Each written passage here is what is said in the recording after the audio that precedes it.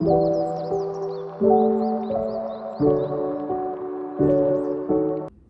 guys, today I wanted to talk about how to live out our sainthood here on earth.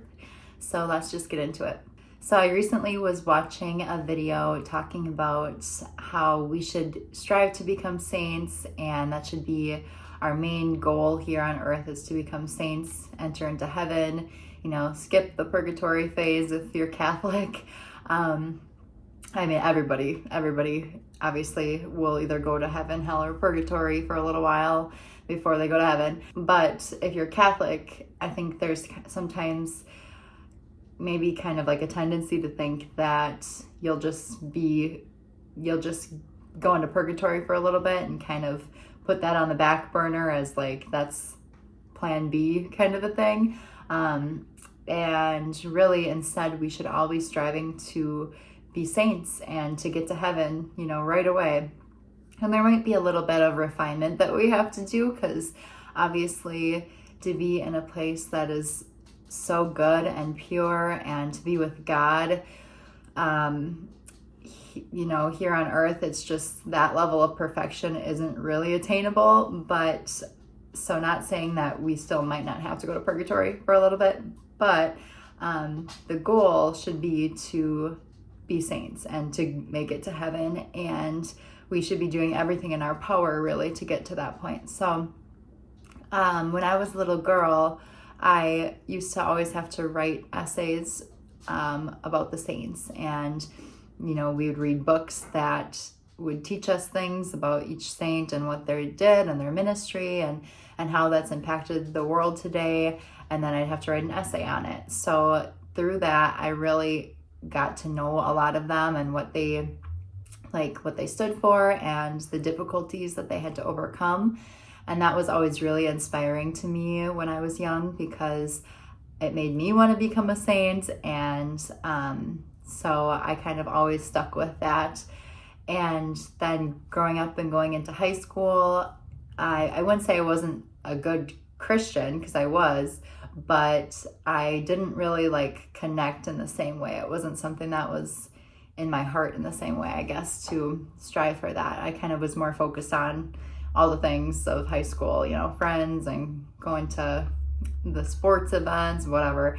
But yeah, so it wasn't really until after I went through a big transitional period in my life, going through a breakup, where I just really dove into my faith and started actually reading the Bible and hearing God's word and understanding. And before that, it was kind of like my faith was more just because of my parents versus that I was now living it out for myself. So around age 21, 22-ish is when I really started realizing what it means for me and how I'm going to live that out in my own personal life. And so I think that was a really great thing. And it was a really difficult season because I didn't know where my life was headed. But through that, I just really relied on God. And that was, helped me to kind of put me back on the path towards sainthood. So I, through that time then, was lucky enough to meet my husband. And so we started dating, got married. We got married just recently, a little over a year ago now. But yeah, so being with him too has helped me to kind of refine myself and to realize that I'm not as perfect as what I thought I was. So he's helped me to we both I don't know, there's a verse that I can't think of it right now, but basically just we both help each other to grow in our faith and our walk with God.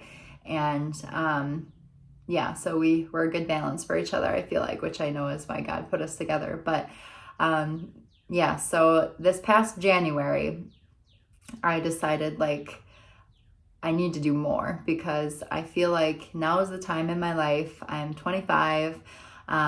We don't have any kids, here on earth. We have one baby in heaven. But we are independent for the most part. We don't really have a whole lot of responsibilities outside of our jobs. So I decided to make this YouTube channel, and that was something that was a really big step for me to kind of get out of my comfort zone, because I have thought about doing that in the past, but it was always something that I just kind of would make excuses like, I don't know, people wouldn't be that interested in things I have to say, or kind of just would make some sort of reason why I wasn't going to do it. And I don't know what changed, but I finally just decided, like, I know that I personally love watching people with my same morals and values because it makes you feel less alone. So I don't know if that's kind of what made me feel like I just want to start doing this and kind of sharing my life, but also sharing my how I'm growing in my faith, hence the name, like growing in grace. And yeah, so that's kind of what made me decide to do that. And I felt like God was calling me into that. So wherever this goes, I have no idea, but and maybe it won't go very far, but I just felt like that's something that I need to do. So and then during Lent, this past year decided that I was going to go to daily mass, except for Saturdays. So that was my little day off. But I would go to daily mass, and, starting that, I just felt like so confident, and I guess more so like prideful, thinking that like, here I am, I'm on my path, or I'm on my way to becoming a saint. And not that that's not true, but the way that I was kind of viewing me going to daily mass was like the greatest sacrifice that I could make. And I just felt like nobody else my age is this holy, I don't know that I necessarily would have put it into words like that back then, but kind of thinking back on it, that's a little bit how I was viewing myself, like just a prideful outlook on going to daily mass, which is completely the wrong way you're supposed to look at that. But so the first week, God really humbled me, because I realized that there actually was a lot of people that go to daily mass, and they actually are around my same age. Some of them have babies and young kids that would be really difficult to kind of get ready to go early in the morning, and just being there at mass with them can be distracting and all that stuff. So and then there's elderly people that are going there that I know from my own personal experience of taking care of elderly patients, that it takes them a long time to get ready in the morning. So to put that as a priority for them to get up and go, basically there's people that were making a lot more sacrifices than I was. And that was really humbling for me, because it made me realize like, not that going to mass in general isn't going to grow your relationship with God, of course, but it just made me realize like this isn't all I need to do to become a saint. And I think that's because they always talk about like your heart posture. My heart wasn't in it for the right reasons. I wanted to do it because I knew that I wanted to serve God, and I thought I was being humble, but honestly, I think a lot of it was just me trying to think like, oh, look at God, look how holy I am. So yeah, so it made me kind of stop and think like, what does make us a saint? Because it can't just be going through the motions, doing any act of kindness, no matter how big. If we don't come at it in the right way, then we're doing it wrong. So I just wrote down a couple of verses. And so one of them is from Philippians. So it says, "Finally, brothers, whatever is true, whatever is honorable, whatever is just, whatever is pure, whatever is lovely, whatever is commendable, if there is any excellence, and if there's anything worthy of praise, think about these things." So for me, I think that really encompasses the whole idea of how to become a saint.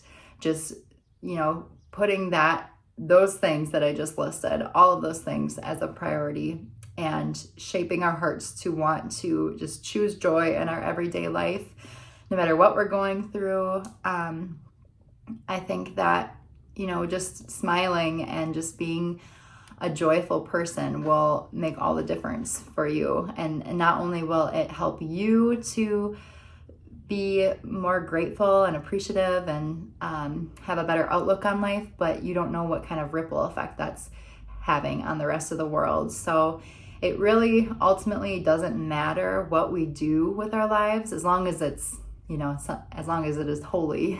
So we can't just do something awful with good intentions.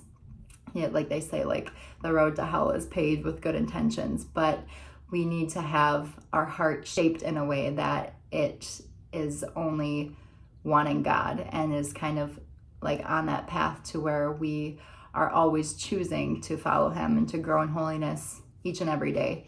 So yeah, so it's simple, but obviously living in it, it comes with a lot of difficulties because it's not always easy to be that way. Through this season of my life, going through another difficult season, it's been hard not to just want to be angry at God, be angry at people that have the things that I want.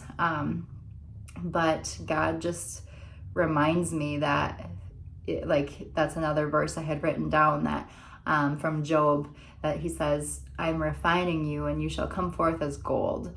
So that is a verse that's always stuck in my heart because it's something that I feel like our whole life is about refinement, right? It's about removing the impurities, and so that we can get closer to God. And ultimately, that's where our brains should be focused on. We shouldn't be thinking about the things of the world. So yeah, so really becoming a saint doesn't have to mean that you do some miraculous thing for the world, or a big impact. It can be small ways. That's why I love, I think it's Saint Teresa of Lisieux.